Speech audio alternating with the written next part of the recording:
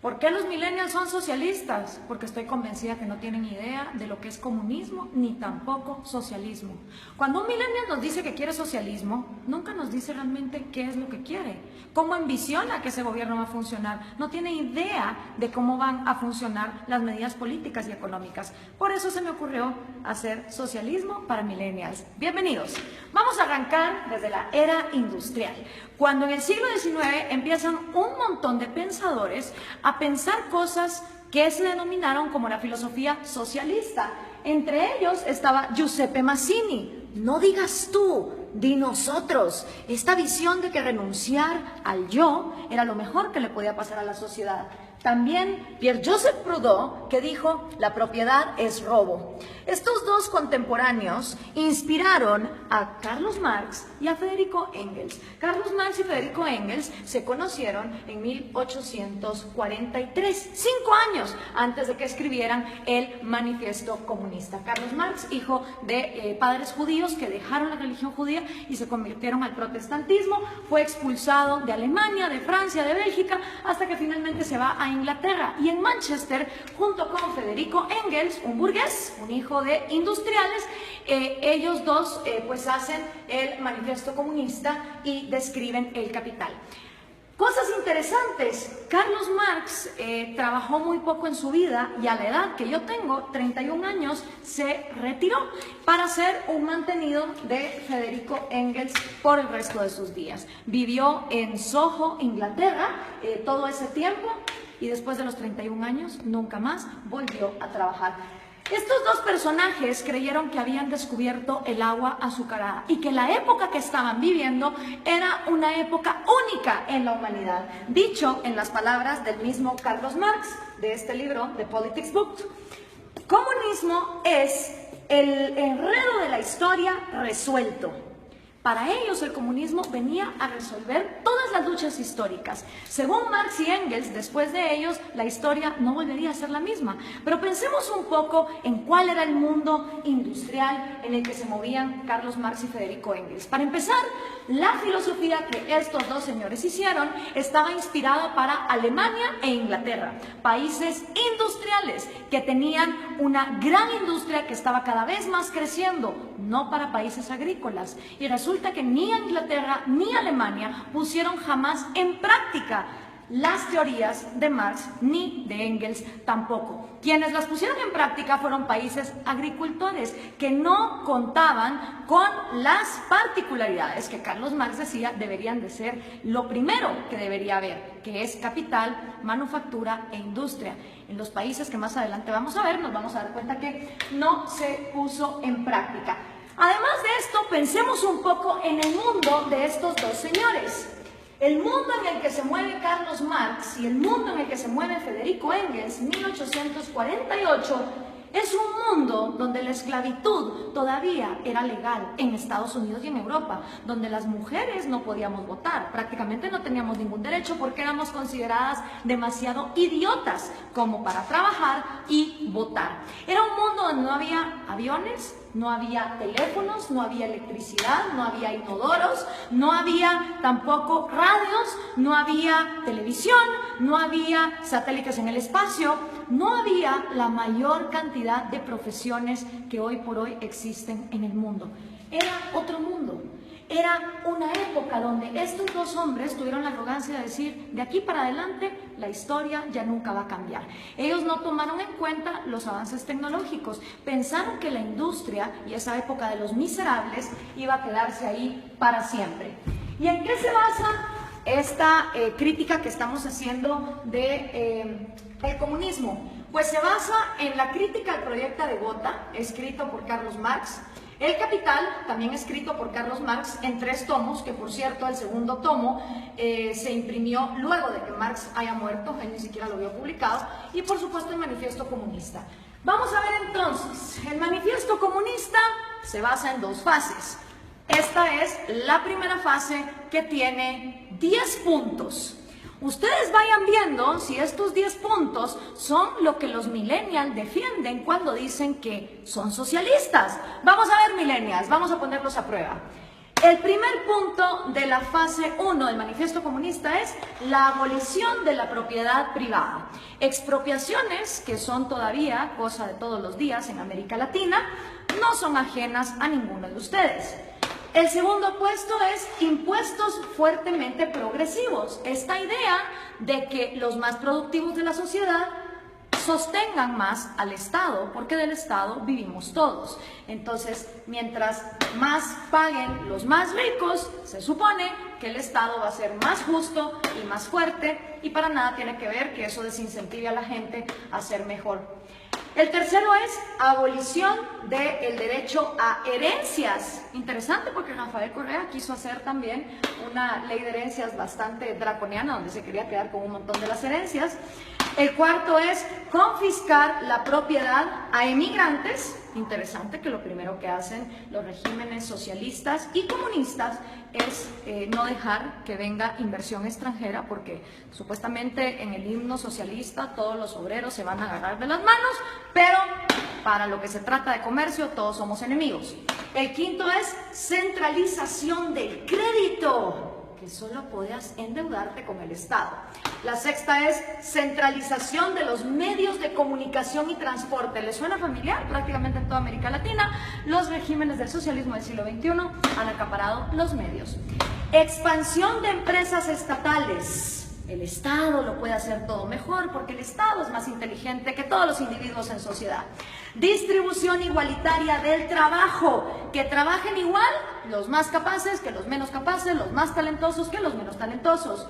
Combinar agricultura con industrias manufactureras. Y por último, educación gratis, y esto va a escandalizar un montón a los progres. Carlos Marx estaba a favor del trabajo infantil. Sí, señoras y señores, para Carlos Marx la educación debía ser gratis. Mentira, nada es gratis, todo lo paga alguien, pero como el Estado lo iba a expropiar todo, la educación entonces sería gratuita para que fuera combinada con producción industrial, es decir, que los niños desde que están estudiando trabajaran. Así que memorícense bien esta fase 1, porque esta fase 1 es la que han implementado todos los países que han tratado de llevar a cabo la agenda marxista. ¿Les suenan familiares estos 10 pasos? Siguen vivos, a pesar de que el mundo de Carlos Marx era un mundo en 1848, estos 10 pasos se siguen dando en América Latina. Esta fase 1 para Carlos Marx es la fase socialista. Cuando se completen estos 10 pasos es cuando entonces uno está viviendo en socialismo, pero aún no se ha llegado al comunismo. Por eso le pregunto a los millennials, cuando ustedes se dicen socialistas, ¿se refieren a estos 10 pasos, millennials? ¿O a cuántos? ¿A 6? ¿A 4? ¿A 2? ¿A cuántos de estos pasos es a los que ustedes se refieren cuando se llaman socialistas? Porque esto es la primera fase basada en el socialismo. Vamos a ver entonces, cuando ya se completa esta primera fase, ¿qué pasa en la segunda fase? Entonces viene ya la fase 2, donde viene la nueva sociedad y el nuevo hombre. Según Carlos Marx, cuando estos 10 pasos se completan, automáticamente va a surgir un nuevo hombre, un hombre iluminado, un hombre que ya no va a pensar en sí mismo, que todo se lo va a deber a su sociedad. En este nuevo mundo, que es la fase 2, la que Marx llama comunismo, ¿sí? Esta ya es la fase del comunismo. Con el nuevo hombre ya no existen dos cosas. No existe el Estado, es decir, se abolió el gobierno, ni tampoco existe el dinero, ni tampoco existe la propiedad privada. Estas tres cosas son las que dejan de existir en la fase 2, que es la fase del comunismo, con un nuevo hombre, un hombre iluminado, un hombre que ya no piensa en sí mismo. Marx nunca dijo cómo en el cerebrito de este hombre iban a dejar de existir sueños propios, necesidades propias, anhelos, talentos. Él nunca lo explicó. Para él, de manera mágica, después de que la fase 1 fuera completada, se pasaba automáticamente a la fase 2, donde este hombre nuevo iba a trabajar a la par de hombres más mediocres y menos talentosos, pero siempre recibiendo lo mismo. ¿Y cómo iba a funcionar la distribución de productos. Bueno, pues iba a haber un gran almacén y en este almacén la comunidad, ya sin Estado, ya sin gobierno, ya sin dinero, te iba a proveer a ti de todos los productos y servicios que tú ibas a necesitar. Entonces todas las personas, no importa sus talentos, iban a llegar a intercambiar. Si por ejemplo producían yesos, pues un yeso por 1 kilo de arroz. Y decía Marx que suponiendo que este hombre, en lugar de producir un yeso, hubiera producido 3 y este solo hubiera producido 2, en esta segunda fase, este hombre que produjo 3 yesos, no le iba a importar recibir también 1 libra de arroz para compararse con este.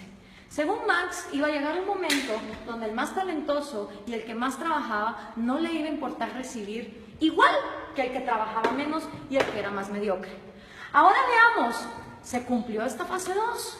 ¿O qué es lo que ha pasado en la historia de la humanidad con la gente que ha llevado a cabo la agenda marxista? Bueno, pues los primeros que trataron de llevar a cabo la agenda marxista fueron Trotsky, Stalin y Lenin. 70 años después del manifiesto comunista, ellos son los primeros en poner en práctica la teoría marxista, cuando en 1918 deciden cortarle la cabeza a los sanguinarios explotadores, y de verdad que lo eran, de la dinastía Romanov, que era la monarquía que imperaba en Rusia. 2 errores. Primero, Marx escribe una teoría para Inglaterra y Alemania, que su problema no era, digamos, el de una monarquía que incentivara la agricultura, sino que eran países industriales. Rusia era feudal, bastante feudal. Estas 3 personas entonces ponen los primeros 10 pasos de Carlos Marx en marcha y llegaron a la fase 2, llegaron a este gran almacén. Realmente no. Ni se abolió la propiedad privada, ni se abolió el dinero, y el Estado, en lugar de aniquilarse, se fue volviendo más y más grande hasta volverse totalitario. ¿Y entonces qué pasó? En toda Unión Soviética se desplegaron los gulags. Cada uno de esos puntitos rojos que ustedes ven ahí son los gulags, los campos forzados de trabajo. Claro, desgraciadamente en esa época no había Twitter, no había Facebook, no había Instagram, entonces era muy difícil tener récords de las atrocidades y las violaciones a los derechos humanos que se daban en estos campos de concentración en condiciones de temperatura bastante salvajes y teniendo a la gente hasta lo último en el punto de inanición. Y para darles un ejemplo concreto, aquí hay una foto del Gulag de Ucrania, que era una parte fundamental para el sustento económico del Imperio Soviético, ya que producía 80% del carbón, 85% del hierro y el 70% de los metales. ¿No les suena familiar Venezuela? A ustedes que con el petróleo los tienen similar así. Después de la Unión Soviética, y que ojo, nunca se llegó a la fase 2 de comunismo, podemos decir entonces que lo único que hubo en Rusia fue socialismo, porque nunca se llegó a la fase 2. El siguiente sanguinario que quiso poner a prueba el comunismo fue Mao Zedong en China. En 1948 entra el Ejército Rojo y Mao hace su propio experimento con 2 atrocidades que aniquilaron a más de 60 millones de personas, que fueron el gran salto adelante y la revolución cultural, que básicamente era una manera de implementar los 10 pasos del manifiesto comunista y que llevaron al peor genocidio que la humanidad jamás ha visto. Y por supuesto, esta idea se trae a casa, y los primeros en traer la casa en su propia versión de Trotsky, Stalin y Lenin son el Che Guevara, Fidel Castro y Camilo Cienfuegos. Cosa interesante, Camilo Cienfuegos y Trotsky, siendo los intelectuales más moderados de este movimiento, fueron asesinados, este por Stalin y Camilo por Fidel Castro. Hasta en eso se parecen estos modelos, donde tenemos sanguinarios que traicionan a sus propios amigos cuando no se vuelven tan pues crueles y dictadores como ellos. Ahora veamos la línea. Entra Fidel Castro a Cuba y obviamente Fidel Castro sigue influyendo en la región. Aquí lo tenemos con Evo Morales y con Hugo Chávez, que traen el refrito, el socialismo del siglo XXI. La misma idea, los mismos 10 pasos, la misma utopía, llegar al gran almacén donde hasta el talentoso iba a renunciar por el mediocre. Y esto se sigue pasando. Aquí está Hugo Chávez con Kirchner, Néstor Kirchner y con Lula da Silva. Y por supuesto sus nuevos reciclados, Dilma Rousseff, que acaba de ser destituida, Mujica, Cristina Kirchner con Hugo Chávez. Si podemos ver, la línea es directa, las ideas son las mismas, es la misma receta y el resultado es el mismo. Entonces, ¿por qué los millennials insisten en ser socialistas? No me cabe la menor duda que es porque no conocen su historia, no tienen idea de lo que significa el socialismo, ni tampoco tienen idea de que el comunismo llega hasta una fase 2 que nunca antes se ha dado. Veamos algunos resultados por acá. Tenemos la cantidad de muertos que el comunismo ha producido. En la Unión Soviética 20 millones, en China 65 millones, en Vietnam 1 millón. En Corea del Norte se calcula, porque obviamente no se sabe, 2 millones, en Camboya otros 2, en Europa del Este 1 millón, en Latinoamérica 150.000, en África 1.7, en Afganistán 1.5, para llegar a 94.3 millones, según los datos estadísticos de los mismos gobiernos. ¿Y quiénes han intentado el proyecto comunista? Nada más y nada menos que la mitad del territorio del mundo.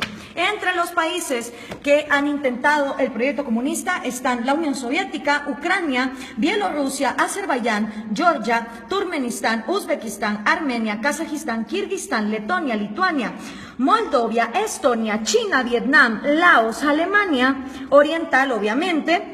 Está también Hungría, Checoslovaquia, Rumania, Yugoslavia, Albania, Bulgaria, Corea del Norte, Cuba, Camboya, Etiopía, Angola, Mozambique, Nicaragua, Afganistán y por supuesto Venezuela, si tomamos en cuenta lo que se ha llevado a cabo. ¿Cuáles son tus probabilidades de toparte con el comunismo? Son increíbles. Imagínate que vos podés tener antepasados de Hungría o antepasados de Cuba y vivir en Guatemala y te vas a haber topado con el comunismo. Las probabilidades de que un ser humano se haya topado con el comunismo, una historia comunista, son de 1 en 2. Porque como les explicaba, de todo el mundo, la mitad del territorio de la humanidad ha intentado este experimento. Y el resultado no ha sido esa fase 2, no ha sido esa panacea de ese hombre iluminado, ese hombre que deja de pensar en sí mismo para solo pensar en los demás. El resultado ha sido lo que George Orwell nos describió hace tanto tiempo en La rebelión en la granja.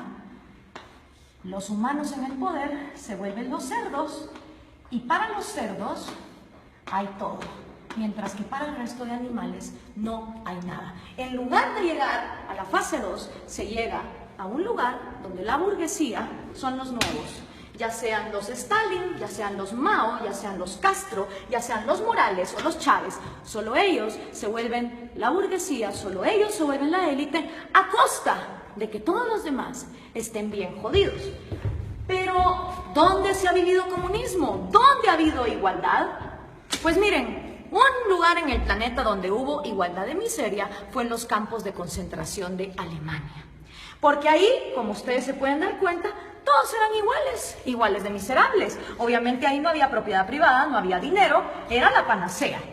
Y Viktor Frankl, que no se lo contaron, él lo vivió, él estuvo en un campo de concentración, uno de los psicólogos más reconocidos del siglo XX, hizo un llamado muy interesante.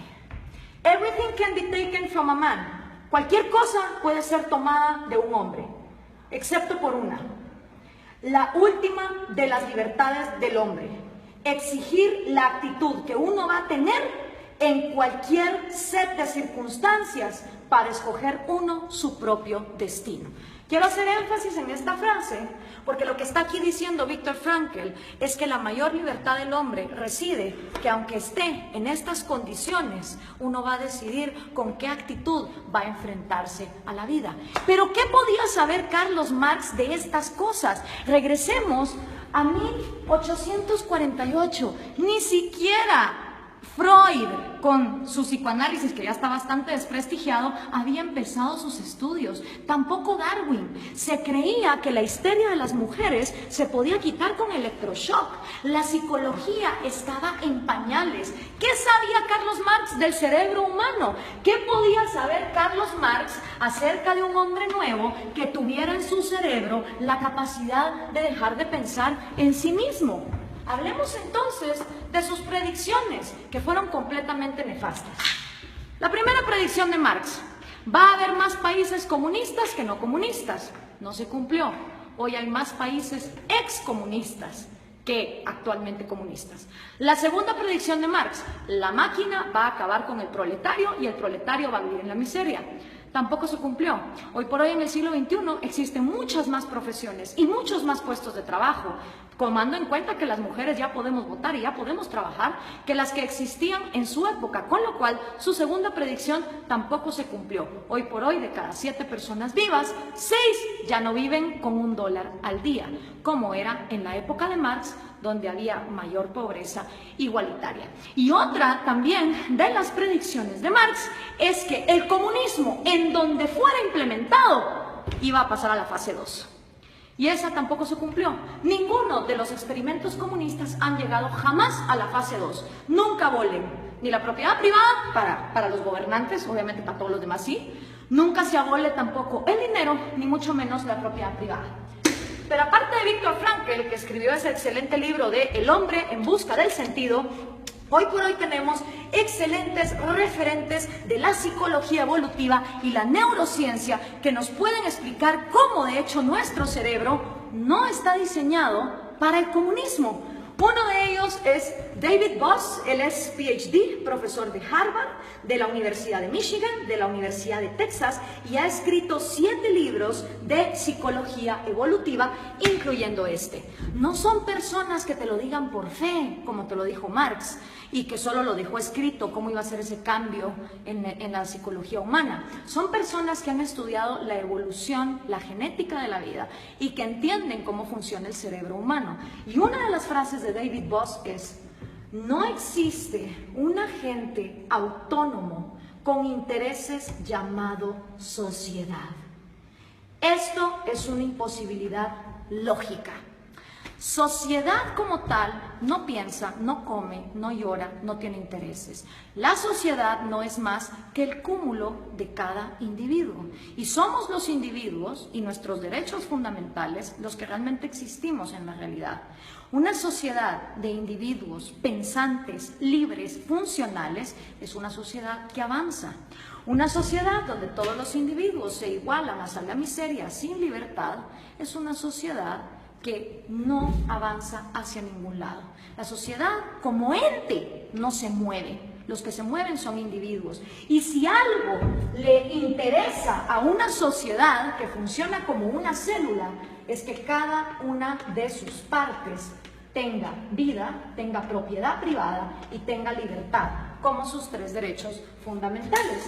Pero si eso no fuera poco, Steven Pinker, que también es un PhD, él se ha ganado el premio de la Academia Nacional de Ciencias a la mejor investigación en Inglaterra en 1993. También se ha ganado el premio de la Sociedad Cognitiva de la Neurociencia en el 2010 y ha sido 2 veces finalista del premio Pulitzer. Escribió el libro ¿Cómo funciona nuestra mente? Y una de las frases de Steven Pinker es: el mejor argumento contra el totalitarismo es reconocer una naturaleza humana universal, que todos los seres humanos tenemos un deseo innato por la vida, la libertad y la búsqueda de la felicidad. ¿Qué quiere decir esta frase? Que todas las personas, nazcamos donde nazcamos, en el país en el que nazcamos, en la cultura en que nazcamos, traemos 3 deseos innatos: el amor por nuestra vida, el amor por nuestra libertad y el amor por la propia búsqueda de la felicidad. ¿Qué significa eso? que ustedes, si quieren buscar su felicidad, emprenden su propia vida como les diera la gana. Ahora, todos estos conocimientos de neurociencia que tienen David Bosco, Steven Pinker, obviamente Carlos Marx no lo sabía, porque la psicología y la neurociencia no se habían desarrollado, no habíamos avanzado en la ciencia como para descubrir el ADN, el otro gran error de Marx. Él pensó que en su época ya se había descubierto todo, y no era así. Entonces, al tener estos conocimientos, es inaudito, es inexplicable que los millennials sigan siendo socialistas. La única manera en que me lo explico es que los millennials no tienen ni idea de lo que es socialismo, ni mucho menos comunismo. Y yo, que también soy millennial, pero de la primera generación, de esos que todavía vimos los cassettes y que sabemos cómo funcionan, tenía 5 años cuando cayó el muro de Berlín. Y me acuerdo como que fuera ayer de ver a esas personas celebrando y preguntarle a mi papá, ¿qué se está celebrando ahí? Me dijo, ahí se está celebrando que tenían a una población dividida a la mitad porque de un lado querían salir y no los dejaban. Si una idea es tan buena, no puede ser obligada hacia una cierta población. Y en todo lo que hemos visto aquí, lo único que hemos visto es obligación, hemos visto miseria, hemos visto genocidio. En la libertad no hay garantías. Yo no estoy aquí vendiendo una utopía ni una panacea. En la libertad hay riesgos y puedes perder como puedes ganar. En la libertad también existe la libertad de no participar en el mercado. En un país que vive en libertad, si hay un grupo de personas que quieren vivir como hippies e irse a una montaña y no ser parte del mercado y no tener propiedad privada, son libres de hacerlo. En un país comunista, si uno intenta meter una zona franca de libre comercio en alguno de sus puntos, va a parar a la cárcel o va a parar desaparecido. Esa es la diferencia entre vivir en un lugar donde se garantice la libertad y donde no se garantice. Esta utopía basada en el hecho de que el ser humano debe renunciar a su autoestima y a su amor propio para contribuir a su sociedad, es completamente errada por lo que la historia nos ha comprobado. Y lo único que logra son élites de cerdos, tal cual los describió George Orwell, que se quedan con todo a costillas de un pueblo que pierde lo más importante que todo ser humano tiene, que es su libertad. Espero esto les sirva a los millennials para entender qué es el socialismo y qué es el comunismo. Gracias por compartir.